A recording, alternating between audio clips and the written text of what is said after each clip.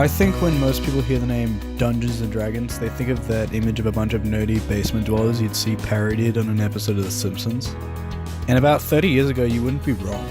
On the surface, the game looks like schoolwork, and there's tons and tons of rules. A lot of it's built around statistics, and you play as different fantasy characters in a fictional world that's all just sort of written on paper. It's an imagination game.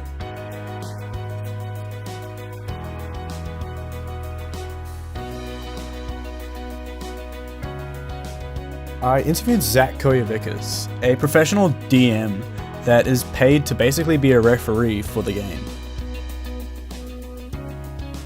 So I've been playing Dungeons and Dragons for 8 years at this point. I was first introduced to the game when Gen Con Australia came through. It unfortunately doesn't exist anymore, but it was sort of the main gaming convention in Australia at the time.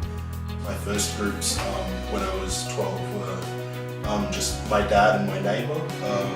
Building on that, when I was about 16, I had a lot of high school friends come to me who heard about the game, that wanted to give it a crack, and definitely ran a lot of games for them.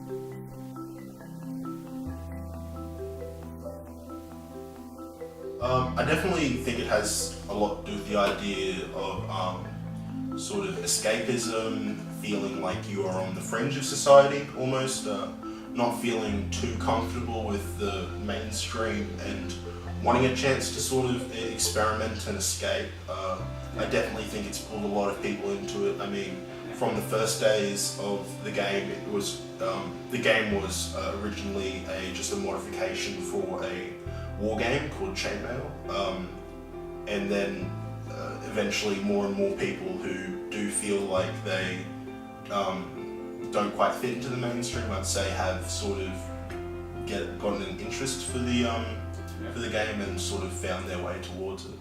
My dad only ever played the game with me. His brother actually played the game for quite a while when he was a kid, so he had heard of the game, and my dad was a huge fantasy nerd. He introduced me to Lord of the Rings and stuff, but he had never played the game, and his only experience was playing with me. Just with you? Yeah. He never really sort of went outside and played with anyone else. So would you say that it sort of like has almost a sentimental value to you in the game because you grew up playing it? 100%, yeah. Yeah, my dad has Alzheimer's these days, so definitely memories like that are one of the more treasured things I have when it comes to him.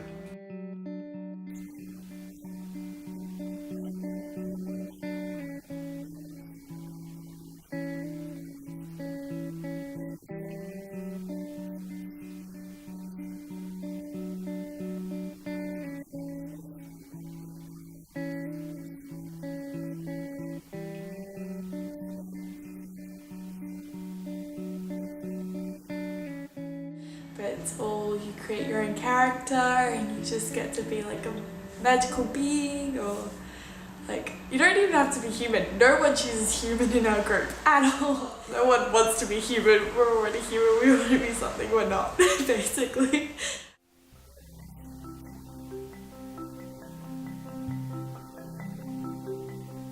Yeah, definitely. I was not a very social person before I started playing Dungeons and Dragons, and it was only through playing Dungeons and Dragons that I realised actually how much I did like, socialising, chatting with other people. It's just something new and interesting to do, and takes my mind off work, study for a while, and just for a couple of hours each week. And also it's a really good way to socialise with people. It's organised socialising. I definitely think in a day and age where the idea of regularly hanging out with your friends and stuff like that isn't so much of a thing. It's nice to just have that one day a week where everybody just comes around, just talk nonsense for a bit, and then we play D&D, and it's nice to just have that routine. It's nice to be able to have that kind of idea of no matter what goes on during the week, I know that my Monday and Wednesday night's always going to be a pretty good time. How did you feel about, there was this article that we read where it's saying that D&D is being used in prisons to teach prisoners about like morale and team building and, you know, strategic cooperative thinking. How would you interpret that? I think it's amazing, and I've heard other things. Dungeons and Dragons, the guys who make it, Wizards of the Coast, have similarly made a version of the game that's meant just for kids. It's a very slimmed down version of the game, and they're using it as a way in schools to teach like you know, maths as well as like basic problem solving, teamwork, that sort of thing. And I think we're only now starting to see the value of it as a teaching tool. So Dungeons & Dragons has had an impact on individuals throughout its long history, and the most recent revival of it in mainstream society has allowed a string of players to not only improve on their game playing skills, but also on their skills to day-to-day living. Skills such as strategy, sacrifice, teamwork, and discipline are just to name a few. Seeing how far this game will advance over the years technologically also allows us to wonder how the audience will grow over time. Thank you for watching, and we'll see you next time.